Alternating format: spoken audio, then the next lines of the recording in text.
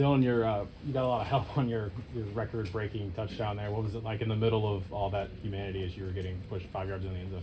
Yeah, I ain't gonna lie, I'm surprised they ain't blow the whistle, but nah, that meant a lot to me though. I'm gonna cherish that play forever because I think my teammates wanted me to get that like as much, or probably even more than I did. And like, even got Nico and he came in and pushed people, so like that just shows like, the brotherhood we got and, how much we want each other to succeed. Eric and then Wes.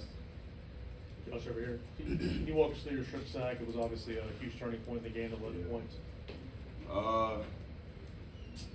Just use my speed, man, and just preparation, just had me in the right position at the right time, and I seen the ball, I just went for the ball. That's pretty much it, man.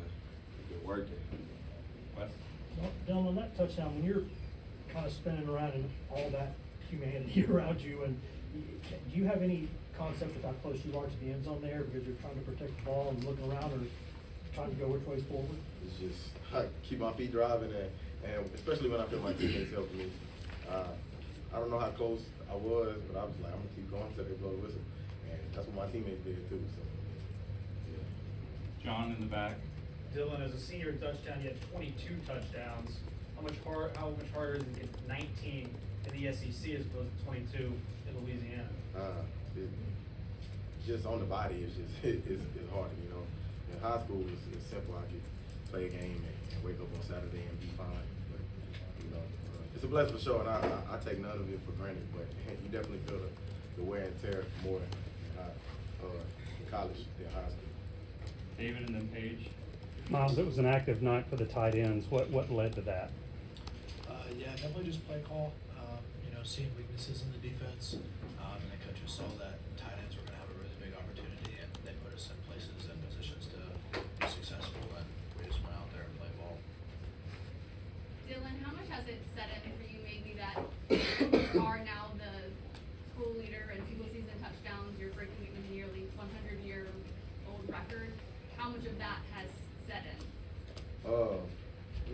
I think it hit me kind of, in a touchdown when it happened. Like I said, it's a blessing, and like to break that record, and like Gene and his family, who held that record for so long, like it's a huge shout out to them too, because I'm just blessed to be able to break that record. But now it's just like, how far can I push the needle?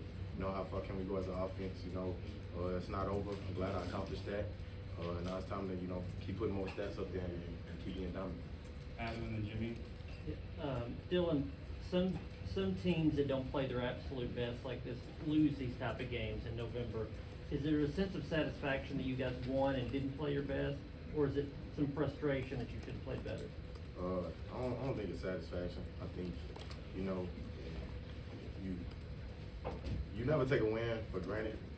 So you definitely appreciate the fight and strain from everybody, because football's not gonna be perfect, and rival games like this are always kind of gonna be exactly what it is, a rivalry. But you take a step back, we wake up tomorrow and we watch film, like this game is very close to being like 40, 50 points at least from the offense side of the ball.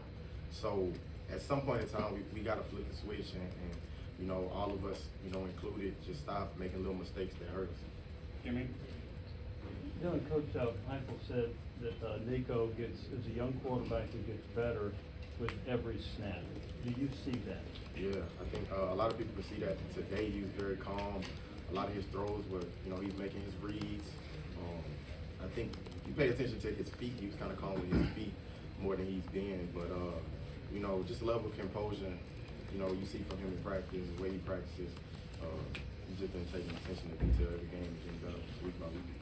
Patrick and then Vince. Miles, a couple questions for you. Nico said on your touchdown that he made it sound like you maybe weren't supposed to be where you were. Could you take us through that play? And also, could you also kind of describe what it was like for the rest of the offense to see Dylan get that record tonight?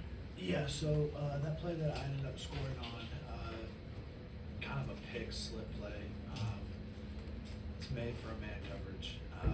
Holden slipping across the formation, and I'm supposed to track who's running with him, and I push up to track, and obviously it's zone, so nobody's running with him. And we had never really repped in practice this week versus zone. So obviously you push up and like nobody's there, and you're like, all right. And it all happens like just turning around and then me and Nico locking eyes, and then obviously you're out in space and throws the ball up. That's just the kind of player that Nico is, not freaking out, anything like that. And luckily enough, I just happened to turn around. So yeah, that was great by Nico. And to see Dylan, you guys as his teammates see him get that record. Yeah. You know, I told Dylan from the beginning, like, man, I'll always block for you. And this team has a culture, and I love, like, we have such a deep love for each other. And man, for just me to be here, you know, to tell my kids one day, be like, man, I played with Dylan Sampson. I blocked for him. Like, I was there when he broke the record. Like, that just means the world to me, and that I can just be a part of it. We're gonna Vince, don't do a few more after that, Wes, Ben, and then Jimmy to finish out. Dylan, on y'all's first touchdown, Peyton Lewis was in the game the entire drive. You got a touchdown run. What'd you think of his performance tonight, and then working to try to get back in action? Yeah, man, I think he went out there and, you know, you can see the more carries he started getting, the more comfortable he started. And he's a very explosive runner. And you could just see him gaining confidence on that drive. And he was tired at the end, just like we all are, you know, but coach trusted him, and, you know, he trusted himself to go and finish that drive, and he deserved it, you know, along with everybody else who helped him get in his zone. But, you know, I'm proud of him, and I know he's going to continue growing. Wes? Josh, in terms of y'all defensively, there's been so many times this season where you've had to make big plays, right? Yeah. Maybe a couple years ago it was the offense that would keep going, and this year it's been the defense to kind of get things turned around. How much pride do y'all take in that, your ability to kind of carry things at times? We take a lot of pride in it. We feel like we gave up too many yards and honestly too many points, and too many big plays. So when things like that happens, we just try to bounce back and just next play model. Coach Banks draws it up for us every play, man. So he has us in the right position. So it really sucks that we gave up the amount of yards and touchdowns that we did, but then we just gotta learn from our mistakes and what we did on the field. We just gotta get in that film and apply it to our next game. Two more, Ben, and then Jimmy to finish out. Yeah, Josh, what adjustments were made there to maybe clean up the things that Kentucky was able to produce, and how much did you and James enjoy kind of going back-to-back possessions there to end the possession? For adjustments, I say it's really like they're a run-heavy team, and a lot of times we were like out of position, just if the back was near us, like we should have been tighter, and we weren't. So like on just little things like that, like when we finally made them adjustments, because we really prepared and planned for this the whole week, and like I guess you could say we came out slow or whatever, but like once we prepared and once we adjusted the little things, including like on the D line, we were able to just get knocked back and get tackles for loss. Shout out Big O, shout out Bryson Easton, Jackson Moore, shout out everybody there.